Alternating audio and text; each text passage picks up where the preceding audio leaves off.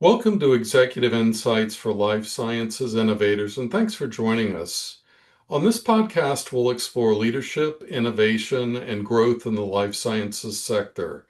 I'm Don Alexander, founder of Gene Coda, a boutique executive search firm dedicated to connecting visionary leaders with life sciences companies shaping the future of therapeutics and scientific tools.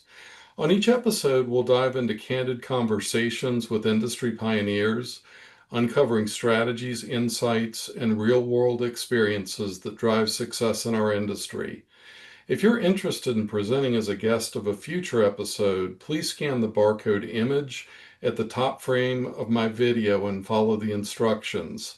Now I'm pleased to be joined by Saurabh Johri, the Chief Business Officer of Catena Biosciences. Saurabh is a seasoned healthcare and biopharma executive with over 20 years of experience in strategy and commercialization. He's held global and U.S. leadership roles in top-tier biopharmaceutical companies, driving product launches, early-stage development, and overseeing billion-dollar business units with diverse partnership responsibilities. Most recently, Saurabh served as Vice President and Global Head of Oncology Strategy and Early Commercialization at Bayer. Before that, he was the U.S. Head of Lynparza at AstraZeneca, where he led strategy and execution across all tumor types for this first-in-class market-leading PARP inhibitor. Saurabh has also held senior commercial roles at Merck and Teva Pharmaceuticals, focusing on new product planning and global strategy. He holds a degree in industrial engineering from Motilal Nehru National Institute of Technology and an MBA from Carnegie Mellon University. Outside of work, Saurabh enjoys reading non-related, work-related books, playing tennis, and practicing his shooting skills. Welcome, Saurabh. Hey, thank you, Don. Pleasure to be here. Absolutely. Thanks so much for being with us today. So let's dive right in. Let's talk a little bit about your career journey and leadership philosophy. Can you share maybe a bit about your journey, maybe elaborate on that from roles at companies like Bayer and AstraZeneca to your current leading up to your current position at Catena? Yeah, sure. Let me give you a little bit of context, 30,000-foot view, and then you can ask me more detailed questions if those make sense. I actually joined pharma by chance. I'm an engineer, as you said. I was looking to get into either engineering business or, consumer product business. And, things so happened when I was in business school and my dad fell ill and I had to spend almost half a year, skip a semester, taking care of him. And that completely changed me. And I felt like, pharma would be such a wonderful place to be in because you could impact people's lives in a positive way. And, I'm not a doctor. So the best thing for me was to be on the pharma side, to be able to enable the doctors. So that led my journey. I started at Merck many years back through their MBA leadership program. And, that since then I've been in pharma. And as I grew over time in my career, by the time I was at AZ and then at Bayer, I was in a senior executive role. I was leading Lynparza at AZ. And one of the things I realized was that, you know, I noticed that over time, it doesn't really matter what your background is. What really matters is what passion you bring to the job. What really matters is your commitment to your job. And what really matters is your willingness to learn what needs to be learned in order to be successful at the job. I had a team of what I would call very, not seasoned oncology folks, but incredibly smart people from different, business units at AZ who had come to the oncology side of the business back then, and we did amazing things with Lynparza. We had like 4 launches across, a period of 2.5 years. First leading PARP inhibitor, a market leader by far. And, but I've always been excited about building businesses from scratch. Lynparza was less than 100 million when I got there. When I left, it was more than $1 billion business. And then, I had to make a personal choice for family reasons to leave AZ because my family was near Philadelphia. I was actually in Gaithersburg, etc. And I joined Bayer because there was an opportunity to kind of, reshape Bayer's oncology strategy and revamp the pipeline based on that strategy, etc. and position it as a leader over time. So that's what led me to Bear, which is an incredible experience working with a cross-functional group of people, leading the strategy revamp, etc. And then, I finally joined my current role, Catena Biosciences.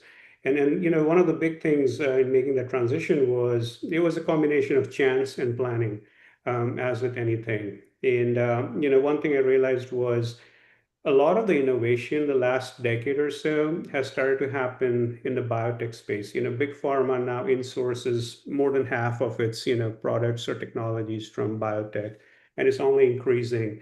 So that was exciting to me. I've never been on the biotech side. I've always been on the on the buy side in big pharma.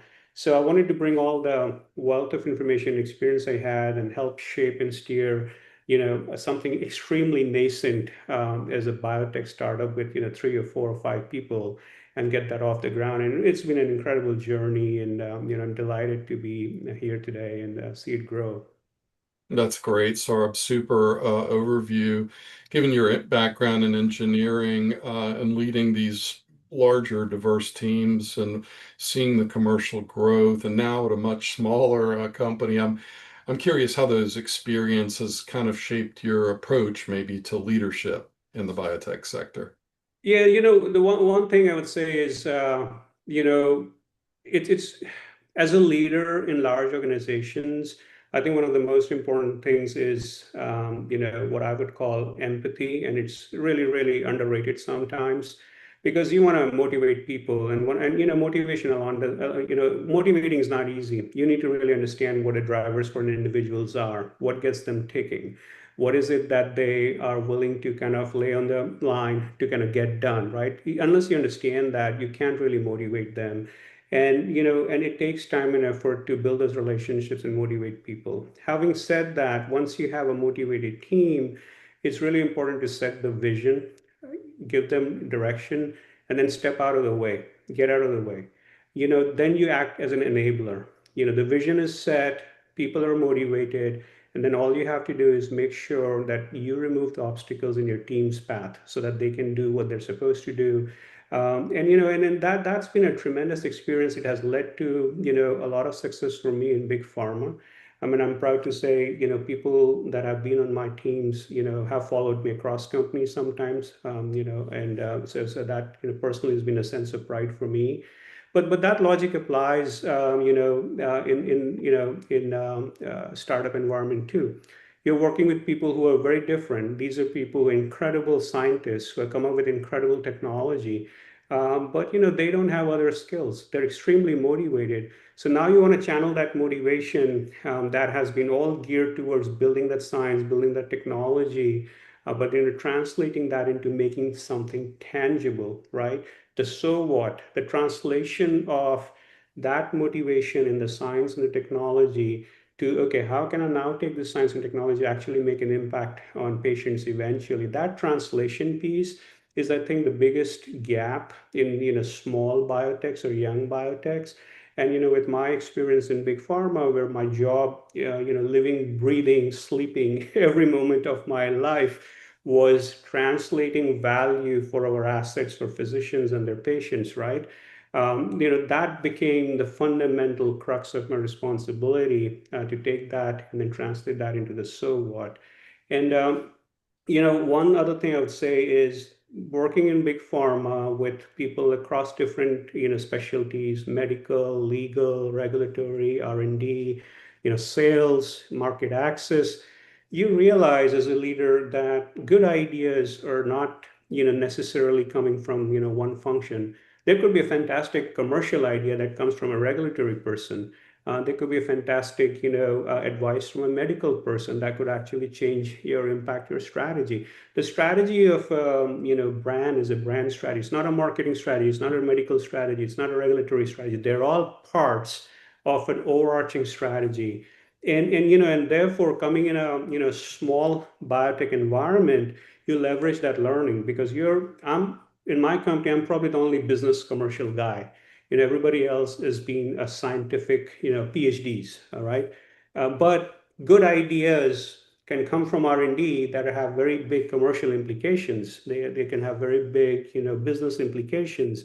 And that helped me kind of really, create an environment for myself and for others where we're able to exchange thoughts extremely freely without any, judgment as to whether this might be good, bad, or ugly idea. It doesn't matter. Put it on the table. We'll evaluate it objectively, and we'll do what's right for the company. So that I think helped me a lot, and has helped Catena Biosciences a lot as well to grow as an organization. That's great. Yeah, it sounds like you really advocate giving everyone a voice at the table, as it were. Yeah, because good ideas are not, and then sometimes, if you're a commercial person, you're so deep in it, you're just looking at the trees and you don't step back and look at the forest, whereas somebody else coming outside from another function looks at it from outside and says, oh, wait a second, doesn't make sense to me, right? And then you kind of take a step back and you say, yeah, he or she is right. But the one thing that hinders that is people when they have insecurities. So it's a leader's job to make sure people don't feel insecure about expressing their thoughts, and that's the executive team's job in biotech as well as in big pharma. Absolutely. That's fantastic. Let's talk a little bit about Katena's programs in protein conjugation. So, you have a proprietary platform, the sister conjugation platform, and it has a major role in developing multi-payload conjugates, or I guess what you call MPCs. Correct. I was wondering if you could explain to our listening audience a little bit about how the platform works and maybe its advantages over traditional conjugation methods. Yeah, sure. I mean, so this is a very novel platform. There's nothing else like it, period, right now. And we don't think there's going to be anything like it in the foreseeable future. It was spun out of the labs of Jennifer Doudna and Matt Francis at UC Berkeley. So the founder CEO, Mark Aloba, was a PhD student jointly in those two labs, and the technology came out of his PhD work. So he spun it out as a company. I happened to meet him almost 2.5 years back at JPM of 2023. Spent like a half a day or a day at Berkeley understanding, the science, the technology, why, this is something people should be excited about, why it makes business sense when there are other conjugation approaches out there in the market today. What's the differentiation? What can we do that others can't, and what can we do better than what others do today? And that's what kind of, sold me on making that jump to Catena. So what really this is the first time ever that there's been a conjugation that's been done using only native amino acids. So what happens is there are two native amino acids, tyrosine and cysteine, and today's most of the ADCs are built using what's called a maleimide bond. So our bond is a very unique bond. It's a different bond. You have a tyrosine on one, let's say on the antibody. Our enzyme, which is a proprietary enzyme, activates that tyrosine and goes away. The enzyme's not necessary after that. And that activated tyrosine on the antibody can partner and couple with cysteine on the cargo or the payload. And we can do it in a very selective way. Different tyrosines on the antibody can be activated. So we can attach different payloads in different places with different DARs. So that's very unique. There is no bond right now that exists only between two naturally occurring amino acids. And this is the first one, the only one, and we got IP on that. So the question becomes, okay, great, but what does that mean, right? What are the advantages of that? So first and foremost is, not foremost, but definitely one of the key ones is our bond has been proven to be way more stable than what's traditionally used in more than 90% of antibody drug conjugates today, which is the maleimide bond. We are way more stable.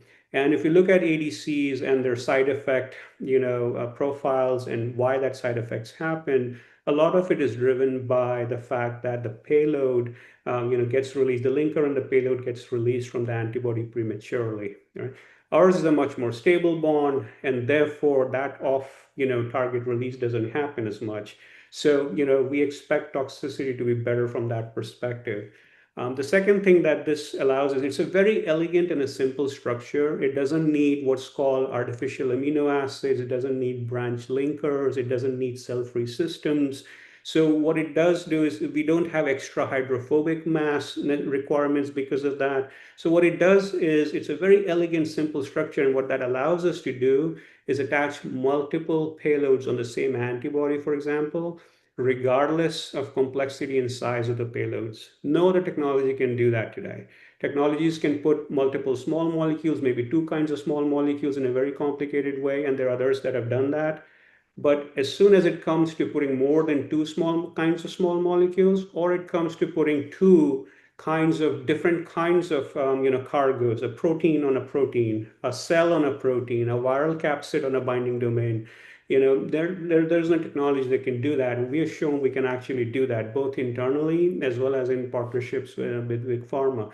We put binding domains and entire viral capsids for targeted delivery from a gene therapy perspective.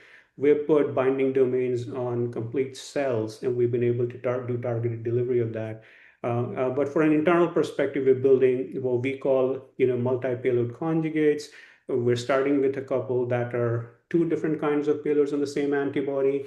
We've showcased beautiful data coming out of it. We just finished scale up, and it shows phenomenal scale up capability. And our early NHP tox data is coming out now. And the molecules are behaving really well from a tox perspective, and actually validating our hypothesis around the stability and the benefits from that. That's fantastic. It sounds like there's really strong efficacy and stability involved, and it really sounds like a utility, broad utility-based platform as well. Maybe aside from the work that you're doing at Catena, what trends in protein conjugation are you most excited about? Yeah, so I'll give you an example. Like, when we presented at World ADC Congress about 2 years back, we were one of the two companies that was talking about multi-payload conjugates or dual payload ADCs.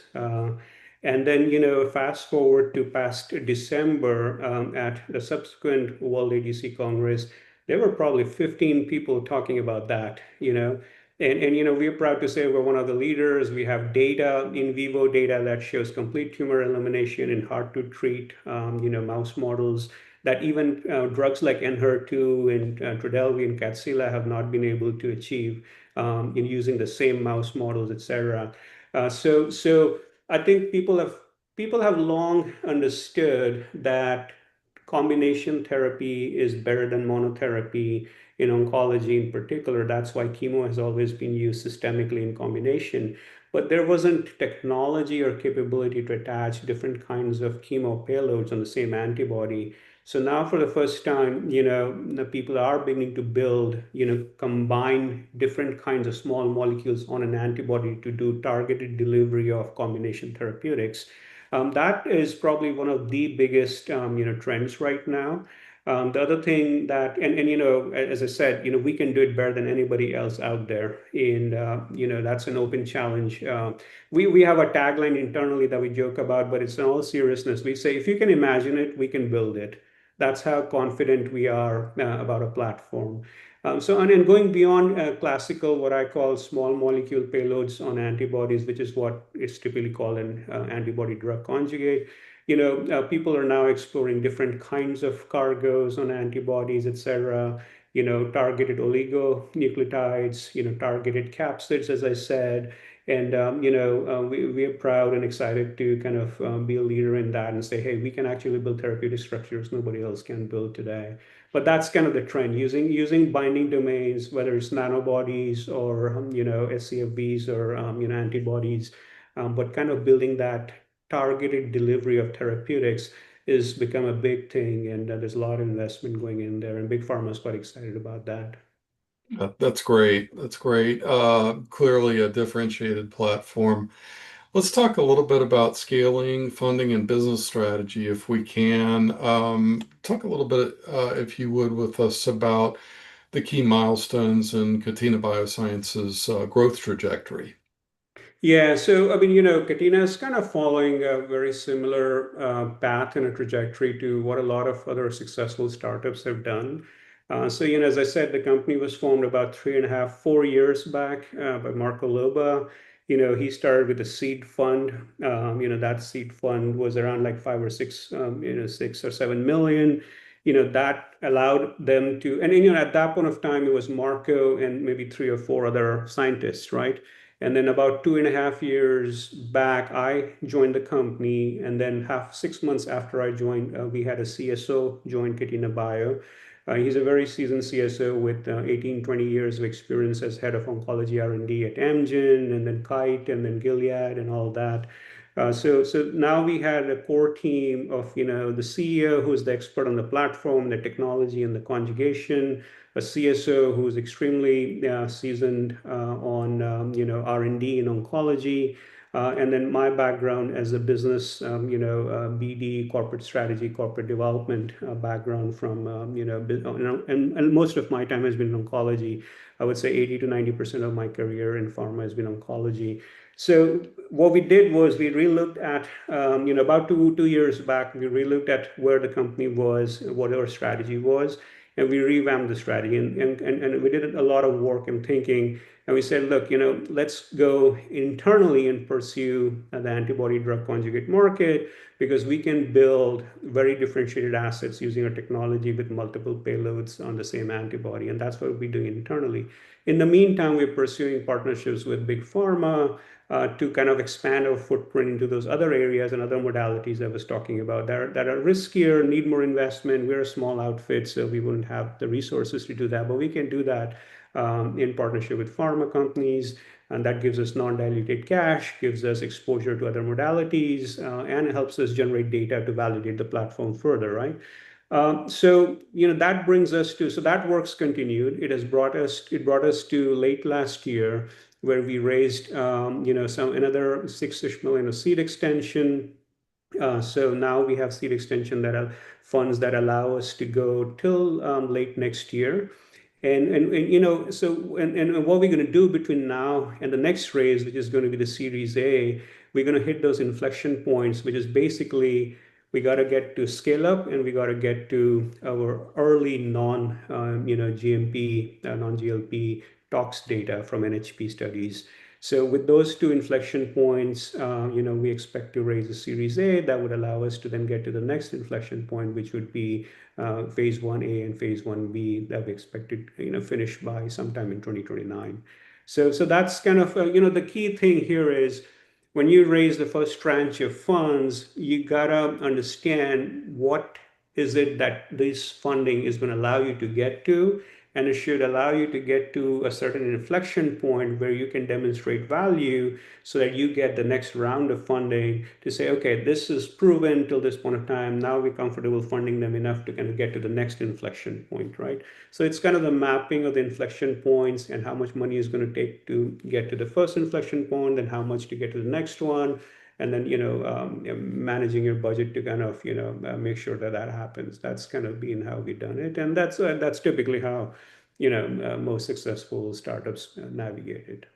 That's great, Saurabh. You were touching on a point I was thinking about, which is, basically the funding mechanisms, milestones, inflection points, and then you also touched on some of the strategic partnerships aspects. I guess my question then would be, is there any other advice you might give to other biotech startups that might be listening in today that might be seeking, funding on strategic partnerships aside from that milestone driven approach?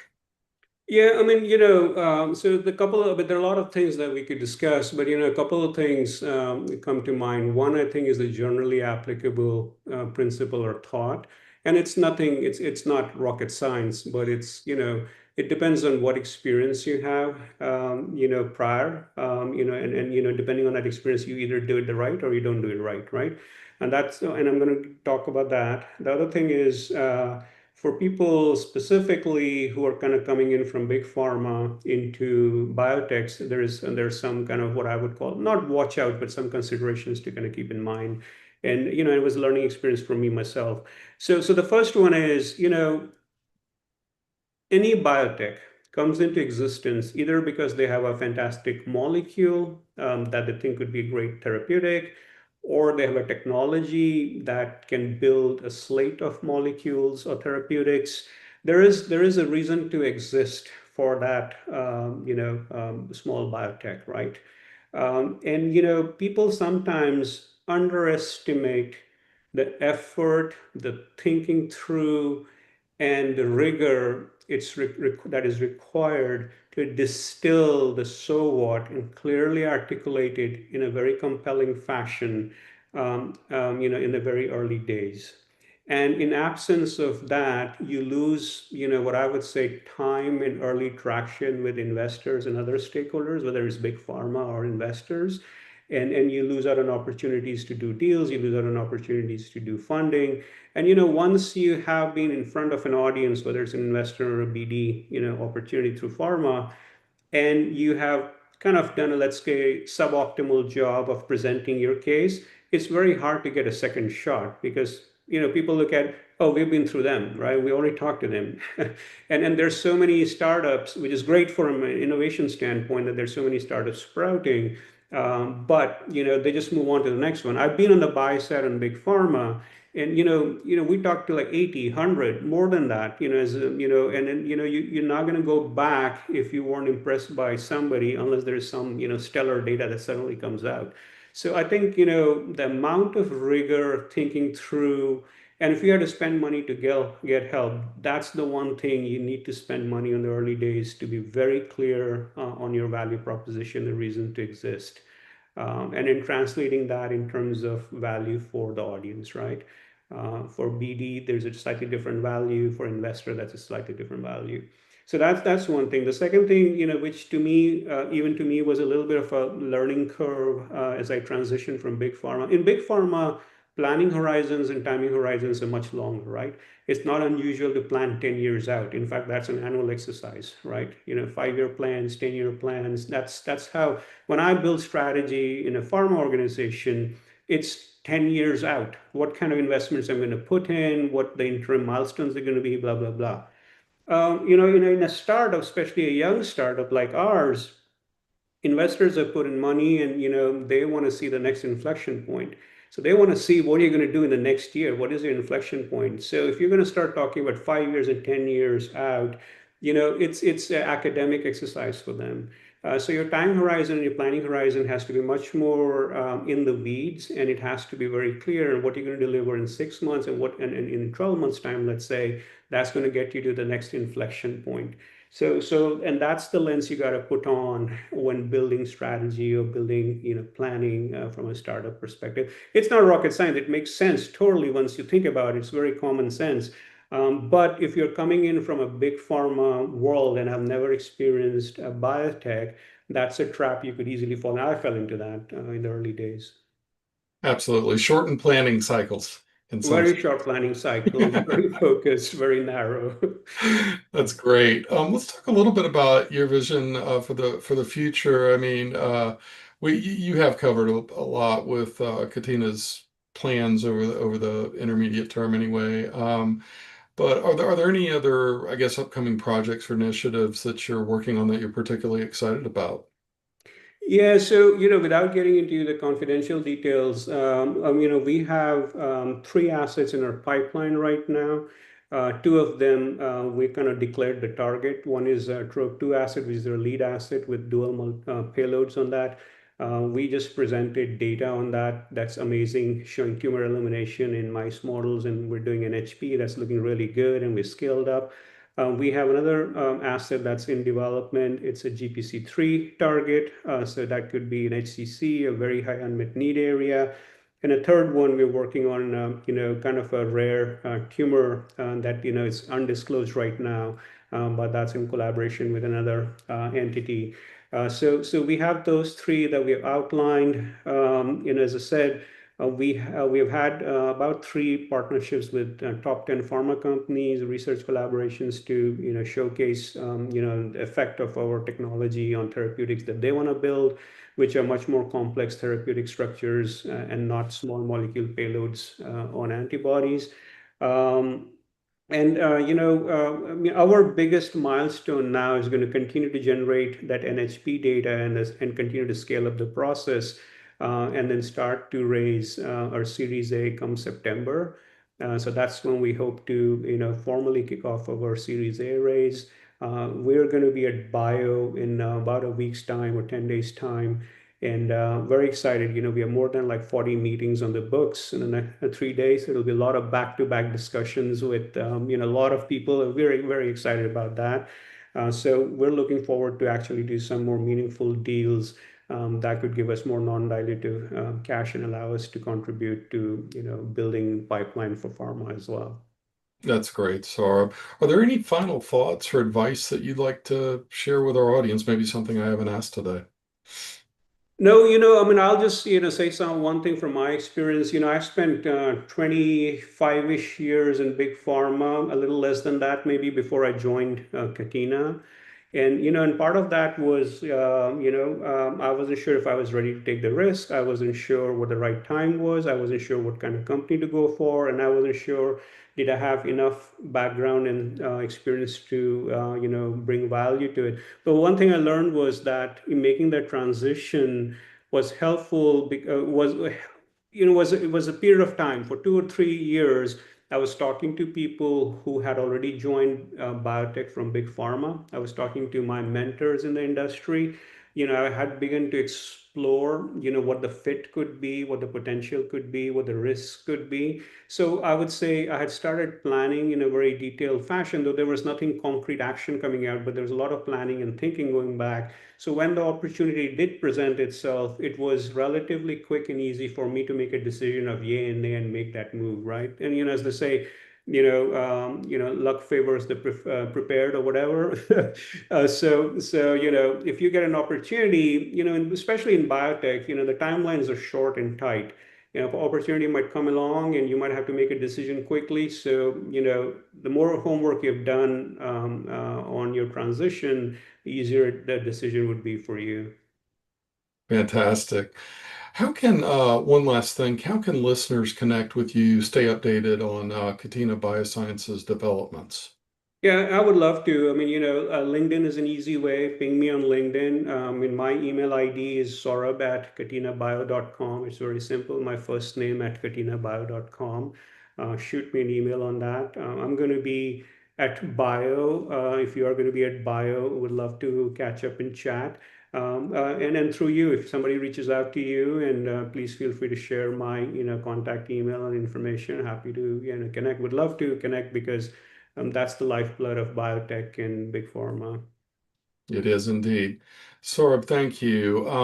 That wraps up this episode of Executive Insights for Life Sciences Innovators.